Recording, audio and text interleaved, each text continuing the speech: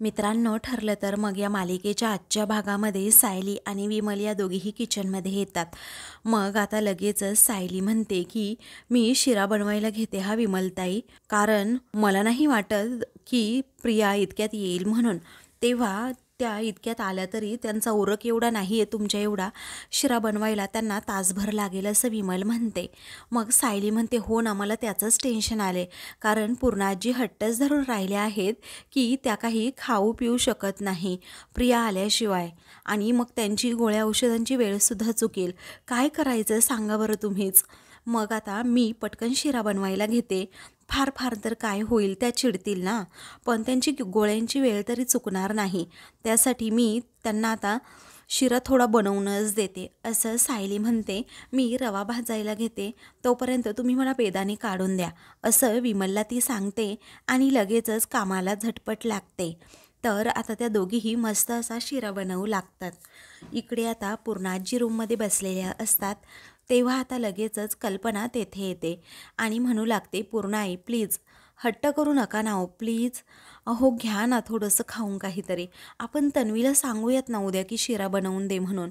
पण पूर्णाजी हट्टच करतात की नाही, की मला शिराच खायचा आहे, ते पण माझ्या तन्वीच्या हातचा, माझ्या नाचसुनेच्या हातचा, आणि तिचं शिरा खाल्ल्यानंतर अगदी तोंड भरून मला कौतुकसुद्धा करायचे. असं वाटतं तू एकदा तिला कॉल करावास. तेव्हा आता कल्पना म्हणते ठीक आहे असं म्हणून ती कॉल करणार असते. पण आता म्हणते मला ना आज अवघडच वाटतंय जरा, तन्वी येईल की नाही. मग आता लगेचच पूर्णाजी म्हणतात का बरं. तर इकडे सायलीचा आता शिरा बनवून सुद्धा होतो आणि ती एका प्लेटमध्ये मी पूर्णाजींसाठी शिरा घेऊन रूमकडे चाललेली असते. तेवढ्यातच भामटी प्रिया तेथे येते आणि म्हणते सायली थांब जरा, कुठे चाललीस ग तू पुढे पुढे करायला. तेव्हा सायली आता विचारते की आत्ता उगवलीस का ग तू, मी पूर्णाजींसाठी शिरा घेऊन चालली आहे. तेव्हा तुला कोणी सांगितलं पूर्णाजींसाठी शिरा घेऊन जा म्हणून, असं प्रिया रागातच तिला विचारते. मग सायली म्हणते कुणीही नाही, पण त्यांनी तुला बनवायला सांगितलं होता ना, तू बनवला का शिरा, नाही ना. तेव्हा उगीच प्रश्न विचारण्यात वेळ वाया घालवू नकोस, मला दे मी घेऊन जाते असं म्हणून ती ताट हिसकावून घेण्याच्या प्रयत्नात असते आणि म्हणते तसंही पूर्णाजी तुझ्या हातचा शिरा तर अजिबातच खाणार नाही, तर माझ्या हातचा शिरा खाणार. मग सायली विचारते हा तुझ्या हातचा शिरा आहे का. मग प्रिया रागातच म्हणते की सतत पुढे पुढे करण्याची सवय आहे ना, ती गेली नाही का अजून तुझी, अगं सोड ना ताट, असं म्हणून ती पुन्हा ताट हिसकावून घेत असते. तेव्हा सायली म्हणते हे बघ प्रिया, पूर्णाजींनी वेळेत काहीतरी खावं इतकीच माझी इच्छा आहे, मग त्याचं श्रेय कुणाला जातंय याने तर मला काहीच फरक पडत नाही, समजलं. घे आता आणि जा घेऊन असं म्हणून सायली तिच्याकडे ताट देते. त्यानंतर पूर्णाजी असा आवाज देत प्रिया लगेचच रूममध्ये येते आणि तेथे आल्यानंतर आता ती लगेचच म्हणते की मी आले. मग पूर्णाजी म्हणतात बाळा तू कुठे होतीस ग, किती वेळ झाला आम्ही वाट बघत होतो. तर प्रिया म्हणते जेव्हा मी शिरा बनवायला घेतला ना, तेव्हा मला आईच्या हातच्या शिऱ्याची खूप आठवण आली. मग म्हटलं की आईची आठवण आली आहे ना, तर जाऊन तिला भेटूनच येऊयात. ती खोटं खोटं सांगते आणि मग सायली सगळं दारात उभं राहून ऐकत असते. तेव्हा पूर्णाजी म्हणतात अगं म्हणजे तू माहेरी गेली होतीस का. लगेचच प्रिया आता म्हणते की हो, माहेरची आठवण आली ना, अजिबात पूर्णाजी राहवतच नाही ग. मग म्हटलं की जाऊन भेटून यावं, आणि तिथे गेले ना तर तेथून माझा पायच निघत नव्हता आणि म्हणूनच जरा उशीर झाला. पण पूर्णाजी सॉरी हा, आई सॉरी असं लगेचच प्रिया म्हणते. तेव्हा कल्पना म्हणते की अगं काही हरकत नाही, पण तू माझे फोन का नव्हतीस घेत असं कल्पना विचारते. तेव्हा आईच्या इथे ना जरा नेटवर्क प्रॉब्लेम झाला होता, पण इथे आल्यानंतर लगेचच शिरा बनवायला घेतला, मग फोन उचलायचंच विसरून गेलं कारण मी लगेच कामाला लागले ना म्हणून. तेव्हा सायलीला आता खूप राग येतो, कारण प्रिया प्रत्येक शब्दात खोटं बोलत असते. त्यानंतर ती म्हणते की माझ्या पूर्णाजीसाठी मी खास शिरा बनवून आणलाय. तेव्हा लगेचच पूर्णाजी म्हणतात बघ कल्पना, मी तुला म्हणाले होते ना तन्वी मला दिलेला शब्द तरी कधीही मोडणार नाही. कल्पना म्हणते की पूर्णाई हे पहा, आता तुम्ही शिरा खाऊन तृप्त व्हाल, पण नंतर ना पोटभर जेवायचे. तेव्हा ते आता हो असं म्हणतात. मग पूर्णाजी लगेचच प्लेट घेतात आणि शिरा खाऊन पाहतात. तेव्हा त्यांना एका घासातच चव ओळखते. तेव्हा त्या प्रियाला विचारू लागतात हा शिरा तू बनवलाय का तन्वी. तेव्हा प्रिया आता खूपच घाबरते. कल्पना विचारते काय झालं. मग आता लगेचच पूर्णाजी विचारतात अगं बोल ना तन्वी, शिरा कुणी बनवलाय. तेव्हा आता प्रिया म्हणते अगं कुणी बनवलाय म्हणजे मीच बनवलाय हा शिरा पूर्णाजी. तेव्हा या शिऱ्याची चव तर अगदी असं म्हणून पूर्ण आजी आता सायलीचं नाव घेणार असतात. पण आता प्रिया विचारते की जसा बनवते तशी चव लागतीये ना? अगं पूर्ण आजी, तुला सांगू का, आता मी जेव्हा घरी गेले ना तेव्हा आईकडनंच शिऱ्याची रेसिपी ही शिकून आले. तुला तिच्या हातचा शिरा आवडतो ना? म्हणूनच. कारण मागच्या वेळेला मी उपमा केला तेव्हा तो फसला होता ना. म्हटलं उगीच रिस्क नको म्हणून शिकूनच आले. पूर्ण आजी आता म्हणतात की मला आवडेल तसा शिरा बनवण्यासाठी तू अगदी प्रतिमाकडनं शिकून आलीस का शिरा? तेव्हा खोटं बोलत प्रिया हो असं म्हणते. पण हा शिरा खाल्ल्यानंतर पूर्ण आजींच्या चेहऱ्यावर जो आनंद दिसेल ना, ती माझी सगळी धडपड ही सार्थकी लागेल असं मला वाटतं, असं प्रिया म्हणते. तेव्हा आता सायली सगळं ऐकत असते. मनातच विचार करते किती खोटं बोलशील ग तू प्रिया, पूर्ण आजींच्या भावनांशी खेळतेस. तेव्हा लगेचच आता पूर्ण आजी अगं खाना शिरा असं प्रिया म्हणते. तेव्हा पूर्ण आजी म्हणतात हो हो खाते हा. तेव्हा त्या आता पटपट शिरा खाऊ लागतात आणि माझ्या सेम प्रतिमाच्या हात सुद्धा हाताला आहे असं पूर्ण आजी म्हणतात. तेव्हा मनातच आता प्रिया विचार करू लागते की बरं झालं प्रतिमाच्या हातची चव सेम सायलीच्या हाताला आहे, त्यामुळे मी आज पकडले गेले नाही. या मायलेकीच्या जोडीचा मला पहिल्यांदा काहीतरी फायदा झाला आहे असं म्हणून आता ती लगेचच खुश होते. त्यानंतर पूर्णाजी आनंदाने तो शिरा खातात आणि मन अगदी तृप्त झाल्याचं सांगतात. साजूक तुपातला शिरा वा असं म्हणून त्या खुशच होतात. त्यानंतर आता कल्पना माझं पाकिट घेऊन येतेस का ग असं आता लगेचच पूर्णाजी म्हणतात. मग आता कल्पना लगेचच पूर्णाजींकडे पाकिट देते. तेव्हा आता पाकिटातून पैसे काढत लगेचच पूर्णाजी या म्हणतात हे घे बाळा पैसे. तेव्हा प्रिया नाटकी करत म्हणते की अगं पूर्णाजी याची काय गरज आहे, नको आहेत अगं मला पैसे, मागच्या वेळी दिले होते ना तू. मग पूर्णाजी म्हणतात हो अगं पण तू आज माझ्यासाठी गोडाचा शिरा बनवला ना, अगदी साजूक तुपातला, त्याच्यासाठी हे बक्षीस आहे, घे ना बाळा. मग आता प्रिया घेतच नाही. तेव्हा ते पाहून कल्पना म्हणते अगं घे ना.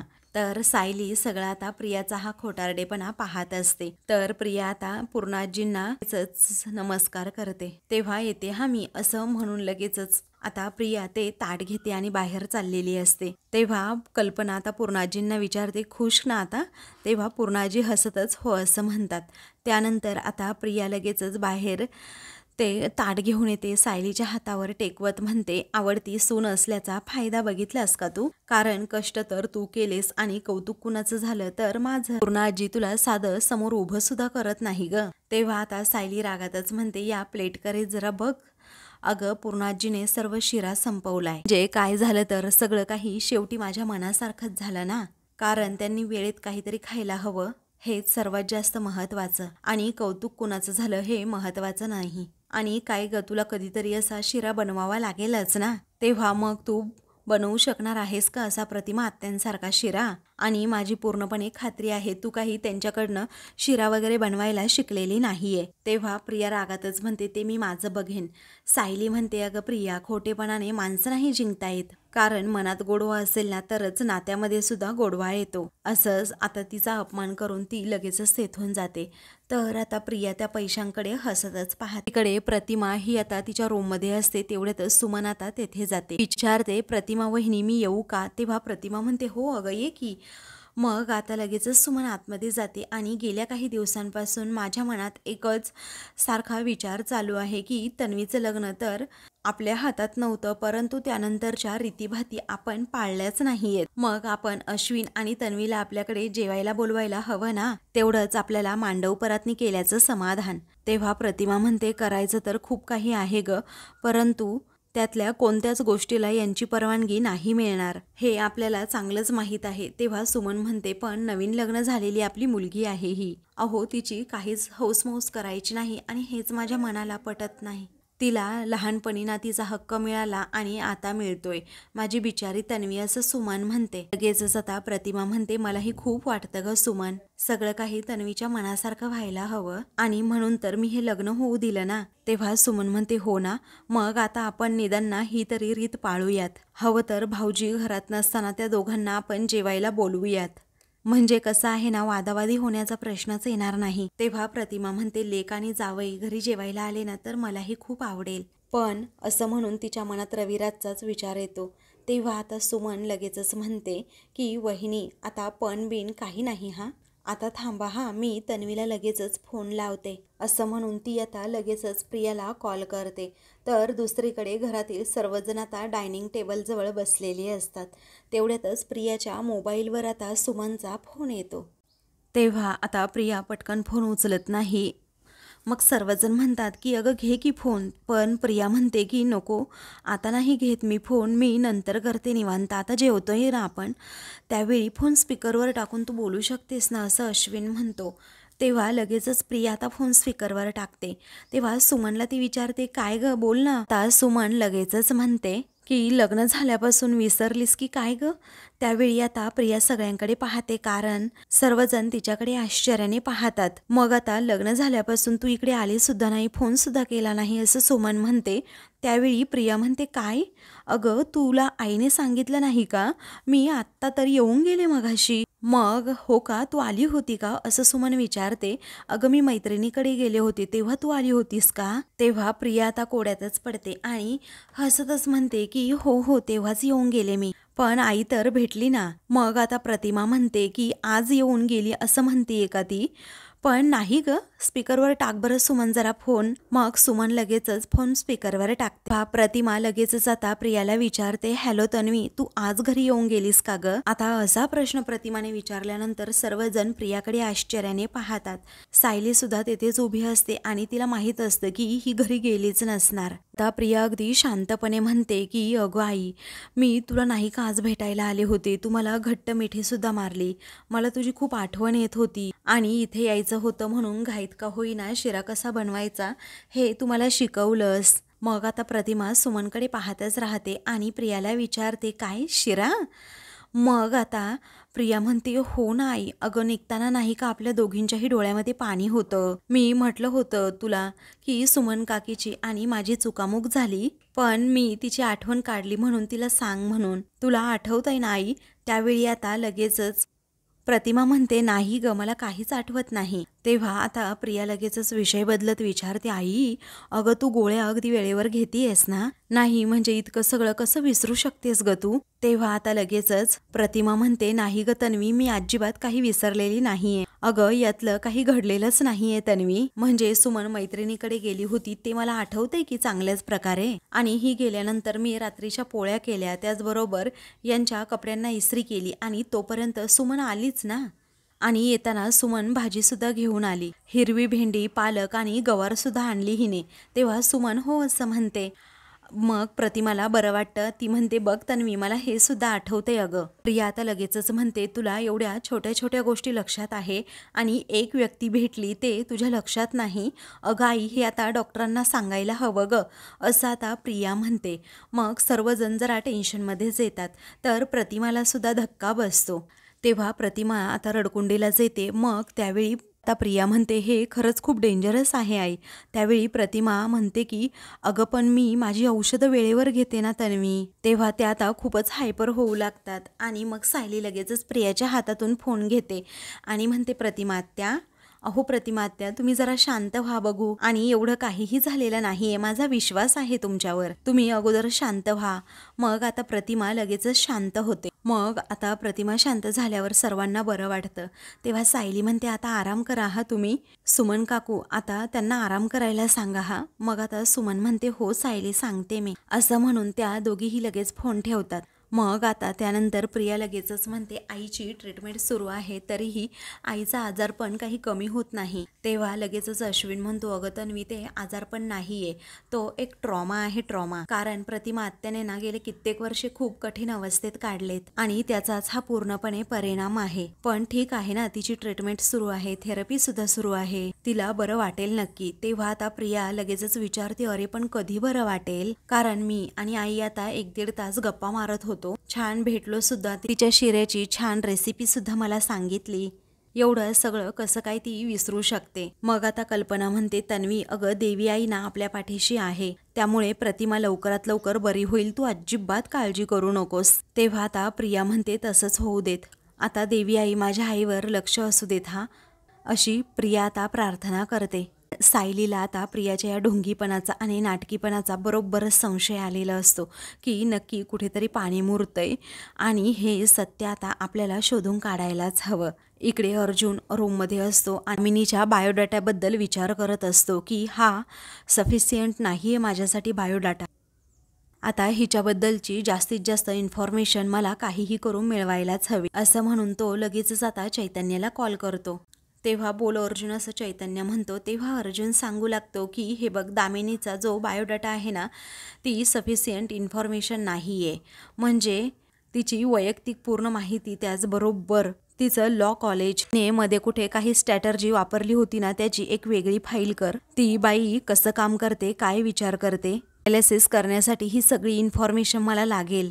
मग आता लगेचच चैतन्य म्हणतो, हे सगळं करतोस मी अरे अर्जुन, पण मला असं वाटतंय ना, तू दामिनीचा सर्वात जास्त स्ट्रेस घेतलाय. मला माहिती आहे की ती एक स्ट्रॉंग वकील आहे, परंतु आपल्याकडे जे मुद्दे आहे ना, ते तिच्याकडे असणं शक्यच नाही अर्जुन. तेव्हा अर्जुन म्हणतो, खरं आहे, मुद्दे नसतील सुद्धा तिच्याकडे, पण ती कोणते मुद्दे क्रिएट करू शकते याचा विचार माझ्या डोक्यात आहे चालू. हे बघ, मी अजिबातच पॅनिक नाही आहे, पण जास्त अलर्ट राहतोय. त्यामुळे इन्फॉर्मेशन पाठव परत. मग आता मी तुला सगळं मेल करतो असं चैतन्य म्हणतो. त्यानंतर अर्जुन आता लगेचच कामाला लागतो आणि अगदी मन लावून आपलं काम तो करत असतो. तेवढ्यातच सायली आता तेथे येते. मग सायली आता त्याच्याकडे हसतच पाहते आणि एकही केस न हरलेला वकील आज चक्क अभ्यास करतोय असं विचारते. मग आता अर्जुन म्हणतो, परीक्षा टफ असेल ना तर अभ्यास हा करावाच लागतो. आपल्या केसचे मी पॉइंट ऑफ व्ह्यू काढतोय, म्हणजे मला अंदाज येईल की दामिनी कोर्टामध्ये मला काय प्रश्न विचारू शकते. आता तो लगेच मोबाईलकडे पाहतो तर चैतन्याचा मेलसुद्धा आलेला असतो. त्यामुळे तो म्हणतो, फॅन्टॅस्टिक, कारण चैतन्याने अजून काही दामिनीची माहिती मला पाठवली आहे. तेव्हा सायली विचारते, आता ही आणखी कुठली माहिती?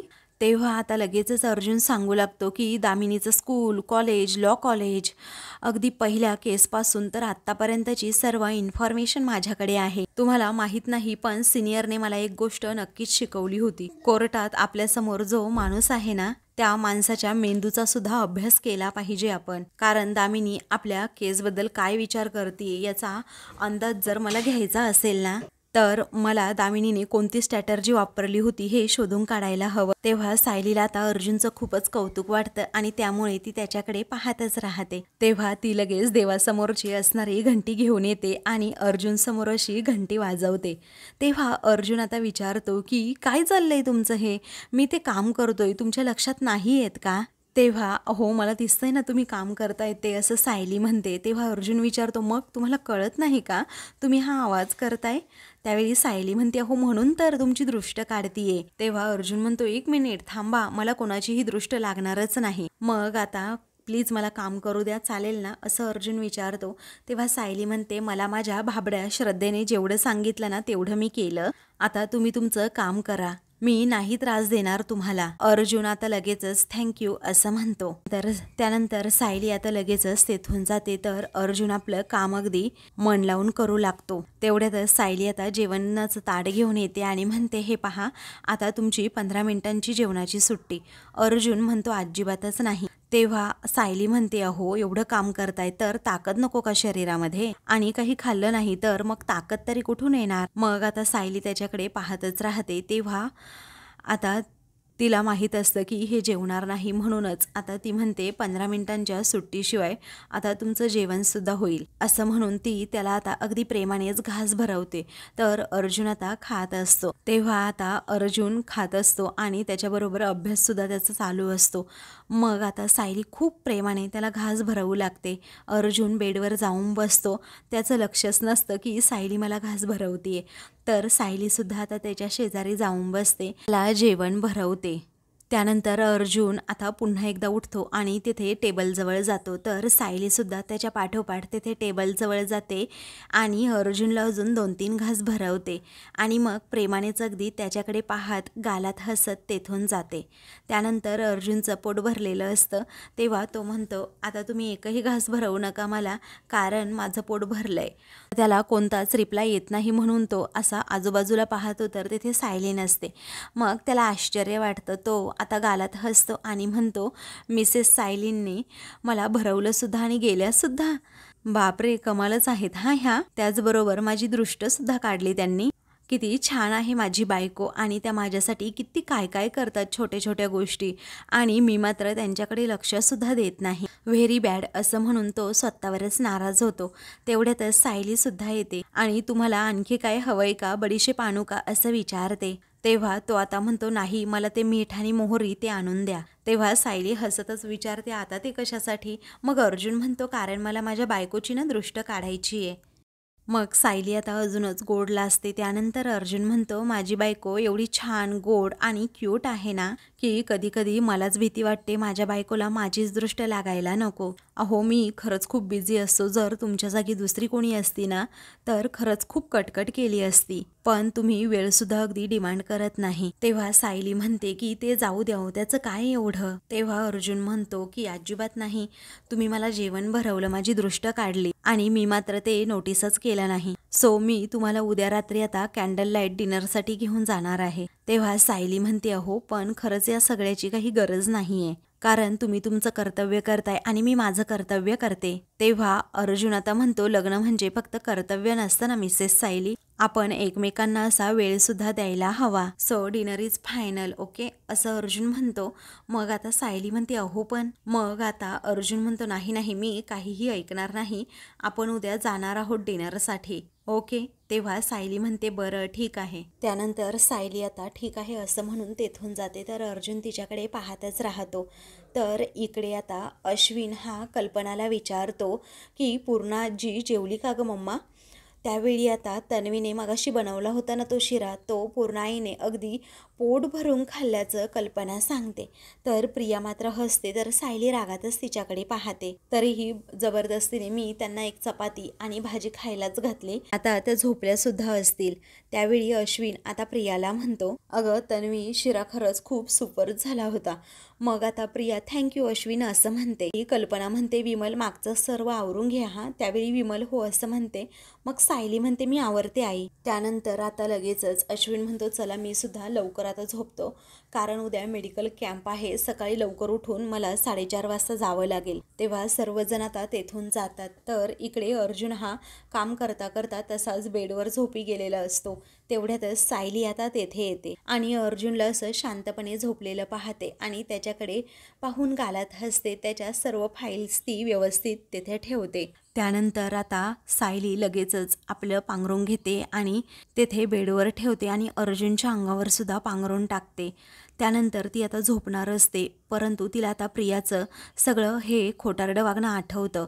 मग आता ती विचार करते की प्रियाचं डोकं किती तिरपांगडं चालतं, कारण मी बनवलेला शिरा हा प्रतिमा आत्याने सांगितलेल्या रेसिपीप्रमाणे मी बनवल्याचं आता ती सर्वांना म्हणाली. आणि आज प्रिया जर प्रतिमा आत्यांना भेटली असेल तर त्या इतकं तरी कसं विसरतील की प्रतिमा आत्या ह्या खरं बोलतायत आणि प्रिया ही अगदी वेगळीकडेच कुठेतरी गेली होती. मग आता त्यावेळी सायली या गोष्टीचा खूप म्हणजे खूप सारा विचार करते. मग लगेचच तिच्या लक्षात येतं की दामिनी देशमुखने केस घेतल्यानंतर महिपतच्या डोक्यात नक्कीच काहीतरी प्लॅन असेल आणि त्या प्लॅनचा एक भाग म्हणून प्रिया सुद्धा असणार. पण हे आता कसं कळणार असा सायली विचार करते. आणि मला जरी हे कळलं ना तरीही प्रियाच्या वागण्याचा पुरावा तरी कसा मिळणार. मग आता लगेचच प्रियाविरोधात कोणती चाल वापरायची याचा सायली विचार करते आणि तिला समजतं की तिच्या रूममध्ये जर मोबाईल वगैरे व्हिडिओ ऑन करून ठेवला तर हे काम नक्कीच होऊ शकतं.